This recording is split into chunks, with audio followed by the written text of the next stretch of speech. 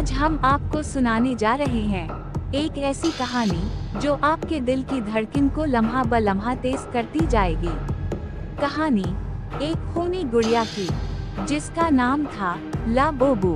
कहते हैं बहुत दूर पहाड़ों के पीछे मैदानों के दरमियान एक खूबसूरत सा गांव हुआ करता था, जहां हर शाम बच्चे दरख्तों के नीचे खेलते।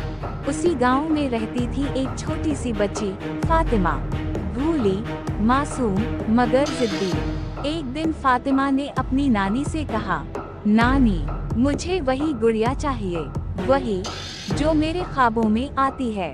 लंबे बाल, सुर्ख फराक और आंखों में चमक। नानी ने मुस्कुराकर घर की पुरानी अलमारी खोली और एक गुड़िया निकालकर फातिमा को दे दी।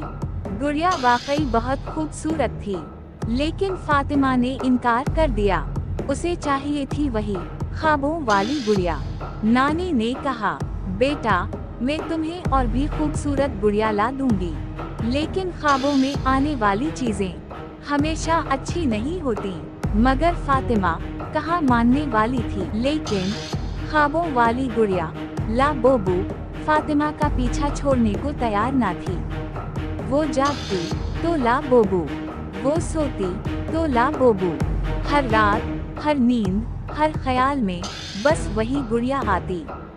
फातिमा के दोस्तों के पास भी खूबसूरत गुड़ियाँ थीं। किसी के पास पीली गुड़िया, किसी के पास हरी।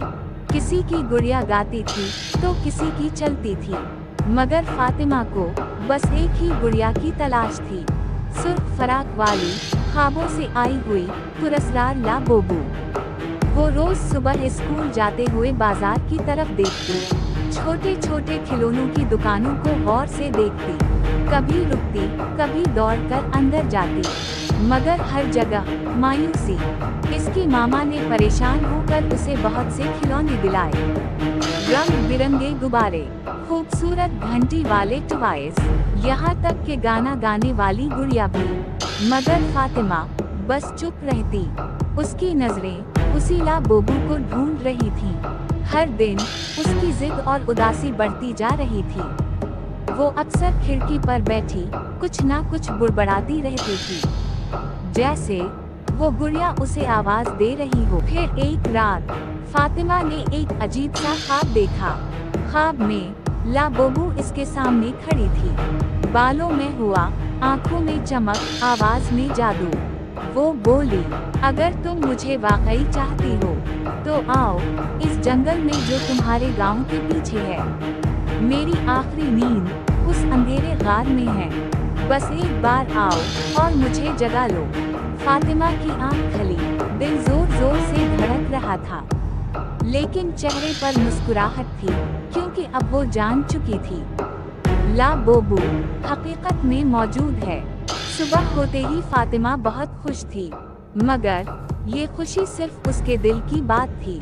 ना उसने मामा को बताया, ना नानी को। वो अब हर लम्हा जंगल के बारे में सोचती रहती थी। वो सोचती थी कहाँ से दाखिल होना है, कब जाना है, किस रास्ते से जाना है और किस तरह वापस आना है ला बोबू के साथ। इसने कई दिनों तक छप छप कर मंसूबे बनाए, कपड़ों में पानी की बोतल छपाई, जेब में टार्चा रखी और एक दिन आखिरकार खामोशी से सबको बताए बगैर घर से निकल पड़ी। जैसे ही जंगल का साया शुरू हुआ, दिल में हल्की सी घबराहट हुई।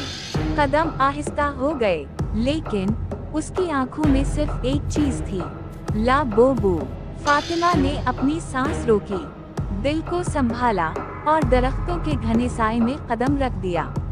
अब वो एक ऐसे सफर पर जा रही थी जिसकी वापसी शायद मुमकिन ना हो। फातिमा ने आखिरकार ला बोबू को पा लिया। वही गुड़िया, वही सुर्ख फराक, लंबे बाल और आंखों में वही ख्वाबों वाली चमक। फातिमा ने जैसे ही उसे गार से उठाया, अचानक एक ठंडी सी लहर उसके हाथ से होते हुए दिल तक पहुंची।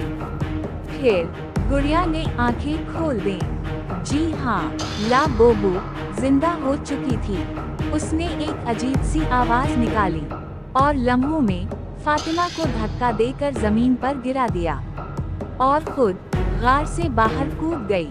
फातिमा जमीन पर हैरत से देखती रह गई। ला बोबू भाग चुकी थी। अब उसका इंतकाम शुरू हो चुका था। उसी शाम शहर में अजीब मनाजिर देखने को मिले। एक के बाद एक घरों में आग लगने लगी। लोग चीख रहे थे, बच्चे रो रहे थे। हर तरफ धुआं, शोले और खौफ। फायर फाइटर्स की गाड़ियां सायरन बजाती दौड़ रही थीं। पानी के तेज प्रेशर से आग बुझाने की कोशिश की जा रही थी, मगर शोले जैसे किसी नजर न आने वाली ताकत से भड़क रही हूँ। शहर के लोगों को समझ नहीं आ रहा था कि ये आग कहाँ से आई और क्यों। हर वो जगह जल रही है जहाँ खिलौने रखे गए थे, जहाँ गड़ियाँ थीं, जहाँ बच्चों के कमरे थे। एक छोटे से गार में जागने वाली ला बोबू अब एक बड़े शहर पर अपना कहर बरसा रही थी। ये सब देखकर फातिमा को बहुत दुख हुआ। वो हर शोले, हर चीख, हर धुएं में अपना कसूर देख रही थी। ये सब मेरी वजह से हुआ है। और फिर उसने फैसला किया, अगर ला बोबू मेरी जिद से आई है तो उसे खत्म भी मैं ही करूंगी।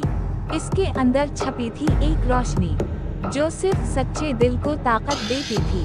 अब मैदान जंग तैयार था।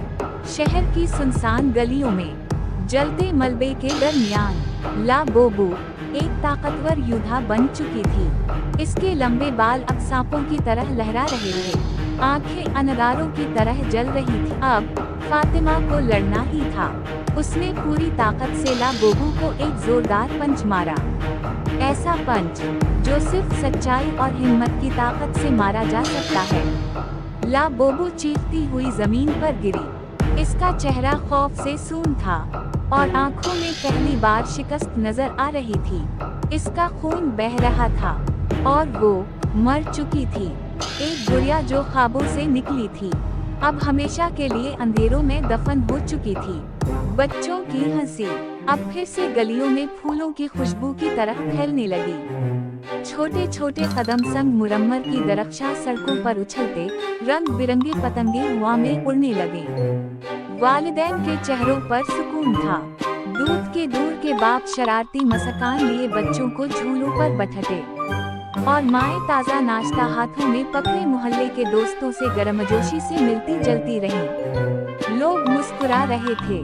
बाजार की गलियों में दुकानें फिर से रोशन हो गईं। तारों की तरह नन्हे लालटीने शाम में चमकने लगे। हर तरफ खुशी का रंग लौट आया था, एक नरम सी लहर की मानिंद जो हर दिल को बहलाकर सुकून से भर देती। फातिमा एक हीरो बन चुकी थी। बच्चों, ये थी हमारी आज की कहानी। अगर आपको पसंद आई हो तो हमारे चैनल को सब्सक्राइब करें, बेल आइकन जरूर दबाएं और कमेंट में हमें एक गुड़िया भेजें ताकि अगली खौफनाक दिलचस्प कहानी आप तक फौरन पहुंचे। अल्लाह हाफिज।